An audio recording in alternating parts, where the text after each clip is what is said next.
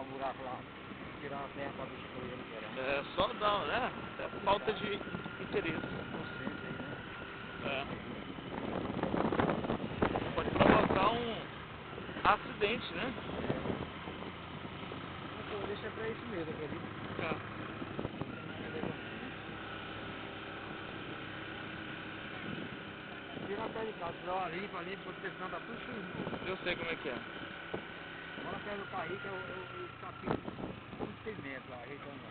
Agora o povo começa a tirar o banco, você volta, pode fazer uma boca de jogo até, lá limpa.